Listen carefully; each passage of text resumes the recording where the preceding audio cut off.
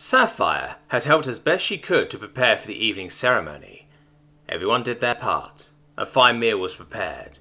Tom even brought out some of his things to add something special to the little girl's memory. It was a fine meal indeed. But it also marked some of their last supplies of fresh food. They would need to begin hunting again soon. There wasn't much left over from the winter. And they had only 2 airworthy huntresses at the moment. The mood over dinner had been somber. They had swapped tales of the little girl's escapades. There had been some careful laughter at the funnier of the stories. 4 years old, not a lot of time to get to know a person. But she had been a little spark of life in the keep from the day she was born. Always running around being a little goofball, even if she was rather easy to scare. She had managed much in that time, both mischief and joy.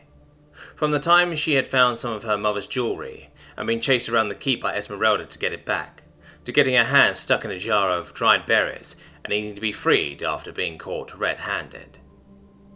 In a way, it was nice to know the little girl would live on in the memories of those who loved her. She deserved no less. Sapphire could only hope Dashi would be forgiven in time. He would receive no such ceremony. That much was for sure. Then Tom had brought out his camera. Now that Volson and the others knew the truth, he didn't have to worry about what he could show anymore. Apparently he had taken some pictures of the kids, just like he had of Sapphire.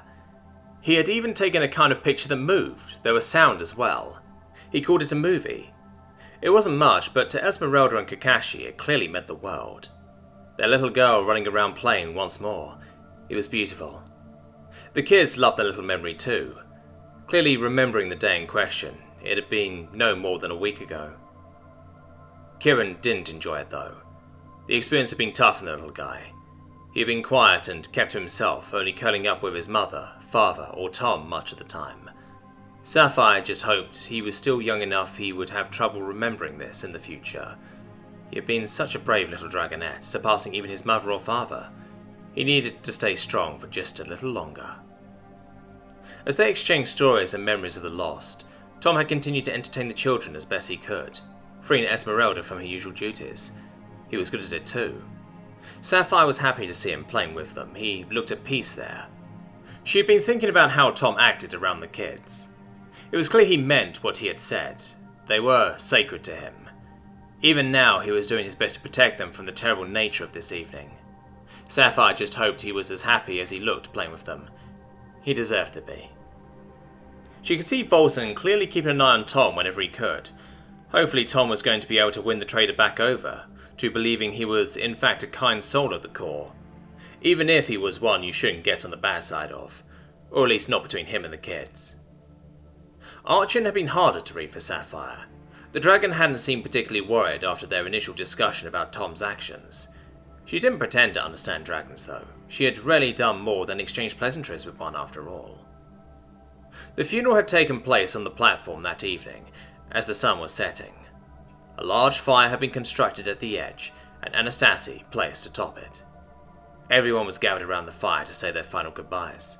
Only Nanook had not been able to attend, still too weak to get out of bed. Some held back their tears, others did not. Esmeralda was crying in Kakashi's arms for much of the ceremony, the guard doing his absolute best to keep a straight back, and taking the responsibility of lighting the fire. It was a beautiful evening with the setting sun clear and bright. As the fire began to take hold, they all gathered to sing a few songs for the little girl. They started with a lullaby, one Esmeralda had often sung for her at the bedside. Today may be the last time she would sing it. Tom had looked on but not joined in, clearly not comfortable with trying to sing in the language he could barely speak. He had started humming along after a little bit. They just stood and sat, watching the fire slowly burning, the sun setting in the distance, singing their songs. After a while, Tom brought out a little metal thing and sat down at the edge, looking out into the encroaching darkness. Then he began playing a simple little tune on what was apparently a kind of instrument. It was a sad melody, almost haunting. Sapphire could feel the hurt in the song. It was the sound of a broken man playing. When he had finished his little song, Esmeralda went to sit beside him. They didn't speak. He handed her his little flask, and she took a sip, handing it back to his owner. The two sat there for a moment before Esmeralda started to sing again. She began to match the tune in the gentlest voice she could manage. Tom looked at her for a moment before answering by resuming to play, matching her in a serene duet. It was beautiful to listen to. Sapphire hadn't even known Tom could play. He certainly couldn't sing, that much they had learned back in the forest, but he didn't miss a single tone. He played with practiced precision, yet still with deep emotion. She swore she could see his eyes tearing up as he played the sad melody. Kakashi just stood by the fire, staring at the flames, head held low. He had been the guard roaming the halls and corridors, and he had been sitting chatting with Tyborg when his little girl had been snatched. Sapphire wasn't sure if there was much he could have done, but she was sure the guard was blaming himself for the loss of his precious little girl, wrongfully or not. Ratchuk and a few of the other guards had come over to give him a pat on the back. They weren't stupid, they knew just as well as Sapphire what was going through Kakashi's head right now. Eventually, Kakashi had left them going inside, perhaps not being able to hold the facade any longer. Fengi and a few of the others joined in to the chorus of Tom and Esmeralda's song, as the two figured out the kinks. It was a somber scene, but it was beautiful too. As the night began to set, Kakashi came back out, joining in with his little violin. It had been a while since they had heard him play, but he still managed to keep up. It wasn't a hard melody, after all. They sat together, watching the embers being carried off from the wind into the clear night sky, glowing like little stars, all to the sound of her mother singing alongside the people who had loved her. Fly free, little girl. Fly free. We'll see you up there one day.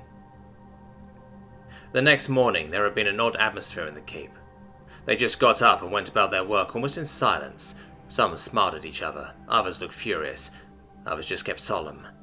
They had a grisly task to perform. But Sapphire couldn't wait. There would be justice today. Sweet justice. Dashu had been collected by Tom and Fengi, who brought him to the greeting hall. It had been a while since Sapphire had been to the edge. There wasn't much to do out there, after all, except admiring the view. Archon would take those who could not fly, leaving just Nanook and Unkai behind. Despite the clearly treacherous times they found themselves in, they would all be going. Sapphire would have been fine with just cutting off his head and be done with it, but tradition must be upheld.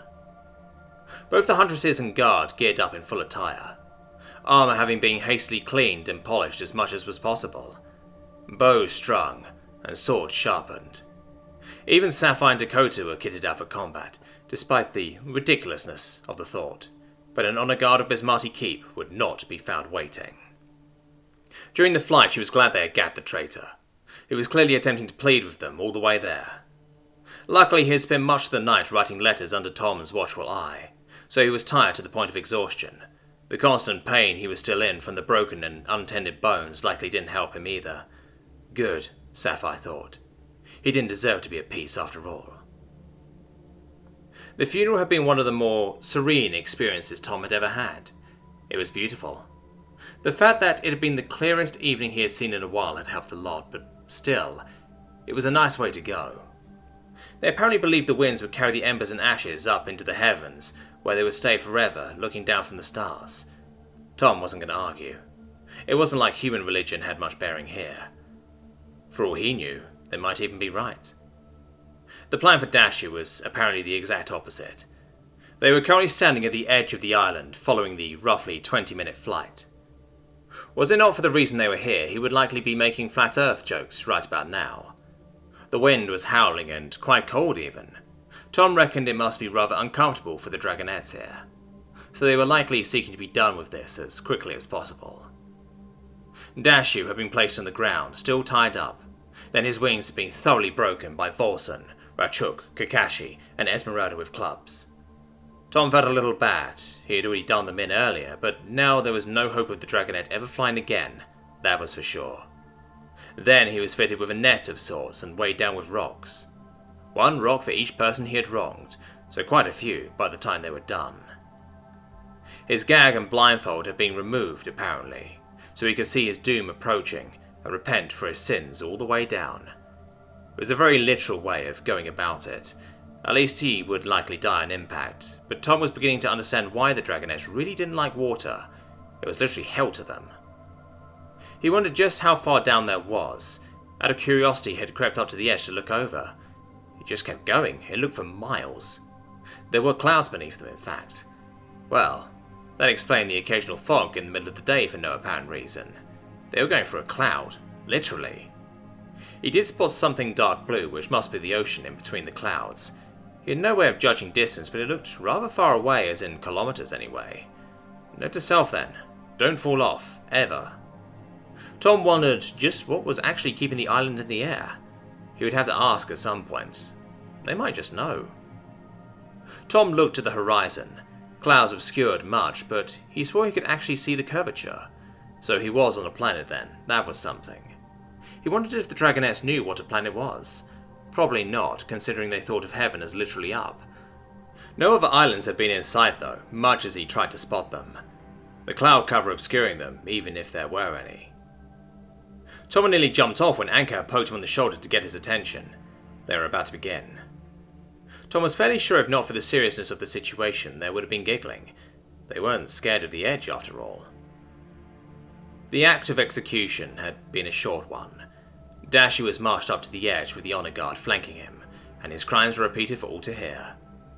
Dashy, for his part, was just quite seeming to have accepted where this was going. He was struggling under the weight of all the rocks, not to mention his lack of sleep and general poor condition. He was a sad spectacle to behold. He was allowed to give his last words before his eternal fall, as the Dragoness called it. "I'm sorry." Tom did feel a tug in his stomach, as a hard kick to the chest from Chuk sent Dashu stumbling over the edge with a scream. He was a traitor and a fucking moron, but did he deserve to die? Was he a good person who was just too weak and stupid to do the right thing? Or had he just managed to get Tom to think that? A worm or a weakling? They would never know. His scream could be heard for a while as he fell before fading into the howling wind. A few of the Dragonets stood looking as he fell. Tom wasn't going to join them. This was a bit much even for him. He caught himself feeling sorry for the guy even after what his treachery had caused. He tried to recall the memory of playing with Anastasia for comfort. That soon brought the memory of the fight to save her into his head instead. The sight of that innocent little girl crawling towards her mother, trailing blood. No. Dashu had this coming, and Tom would have to make sure this didn't happen again. He didn't just have to defend himself anymore. He had kids and friends to protect now. The keep would need to be defended at all costs. After the execution, Archon had taken them back to the keep. He would be departing shortly for the capital. Tom made sure to go for all the trader's supplies before they left. Volson did indeed have 5 jars of blitz gel, as they called it. The powder form was considered too dangerous to store in large quantities, so gel it was. He also had 3 more tubes of flash powder. The total came to about 10 gold. Volson didn't even bother taking the payment, claiming with the amount of pain he had brought with him, there was no way he could. Tom reckoned it had something to do with him being caught red-handed earlier, but no matter. Free was free, after all. He guessed the trader was going to be making a killing on this trip anyway, even if Tom had no clue what losing guards would cost him. At the end, that wasn't his concern. Volson hadn't been willing to part with any of the potions on just goodwill, though. Tom elected he didn't need them. He had all the ingredients he wanted that the trader had. Besides, who knew what the next one might bring? Best to keep some merchandise on hand. The somber mood hadn't left the keep. They still had many wounded to various degrees. Tom himself was damn happy their healing magic was this effective at dealing with cuts and small punctures he had acquired. The Nook had responded well to the saline solution. Tom was debating whether to give her another bag. In time, this was one medicine he could produce himself, after all. The old lady did seem to be stable and slowly improving, so he elected to not risk it, even if they could really use her skills for the healing work. The wounded escorts had gone with Volson and Archon, betting on the fact they would be able to outrun any pursuit on the way back home, combined with not taking any more common routes. Tom just hoped the duo was right. Esmeralda and Fengi had left to go hunt the plains pretty much as soon as they had returned to the keep. Tom was planning on giving them a hand one day. With only 2 Huntresses, they wouldn't be able to carry any prey back for them if they had his fat ass along though. So a big haul with a quad was the way to go in his mind. Besides, they could use some more wood for the fires. He might just break out the chainsaw for them too then. That should be fun. He would have to see about that when he was more fit for a fight. For the time being, cleaning work made up most of the first few days. It would take a while for things to get back to normal around here after this string of rather disastrous days. He needed to make good on his promise to make something go boom as well. He had the feeling it would be in his best interest in more ways than one to do so. Even if Jackalope stopped giving him shit following the revolver incident, Shiva was relentless. He made a promise and she would see him fulfill it. He was still in quite a bit of pain. The wounds were all sealed, but they still hurt like hell when he stretched. Alchemical work wasn't very strenuous though, and he had dropped his weights for the time being. So black powder experiments it was. Getting the guano fertilizer refined had been a simple if smelly process. The only thing that kept Shiva from kicking him out of the smithy was the promise of success, so this had better work. He didn't want to be going up and down all those stairs every day to get some work done. Tom did still have his other duties, being both the one awake for most of the day and sort of combat capable thanks to his weapons. He was on guard duty daily and sometimes twice. Combined with the time spent with the children, his working hours were limited, even if his lessons had been put on hold for the time being. After a few days and several tries, he managed to make some saltpeter of sufficient quality to make something go puff. He had excitedly found Shiva, and before he knew it, he had a bit of an audience in the smithy. This would be embarrassing if it was another dud, but he had tested it already, so fingers crossed. He poured a bit out onto the wooden cutting board he had ruined during his first drunken attempt. It took a few tries with flint and steel, but eventually he was rewarded with a nice poof and a lot of smoke. There was a bit of oohing from the crowd, as Tom turned to them, looking proud. "Was that it?" Jackalope then went. "You said it would go boom like your rifle." She sounded like a kid who had just discovered Santa wasn't real. "In confined space, yes, I show you. This is what's supposed to do when in open." Tom could understand the confusion. They had expected a boom after all. Shiva looked like she had received a gut punch. He got out a revolver cartridge and disassembled it, being careful to save the powder, replacing it with his homemade black powder. It should really be granulated first, but it would have to do. Time for proper test fire. He made his way down and onto the small platform outside the doors to the armory. "Shiva, you do the honors," Tom went, preparing the weapon for her and showing her how to hold it, making a point to look at Jackalope as he did. Shiva had just lost 2 fingers on her left hand, so one-handed would have to do it. With a black powder charge and the fact he was certain Shiva could bench press him in earth gravity without breaking a sweat, he wasn't too worried. Shiva picked up the gun, holding it one-handed in a straight arm, and pulled the trigger. There was a soft but satisfying boom and a large cloud of white smoke. "Now that was more like it. Smokes a lot though," Shiva concluded, coughing a bit. She did sound pleased though. "Yeah, problem with black powder is smoke. Not as good, but it works." "Well, you did it, Tom. What now then? You only have 3 guns," Sapphire questioned. "I have 4, but not now have much to learn. I need to try dragon powders. I also have ideas for your bows." Sapphire seemed to perk up at this. Oh, he got it. 1 gun up for grabs. Like it was going to be that easy for them. "Why do you want to make a bow now? You just got the stuff you said you needed to make the cannon," Shiva questioned. "You are good with bows, and guns are hard to make and need machines to make good one. I have much to do though, I need time." He had settled on not wasting the precious metal on making a simple cast smoothbore.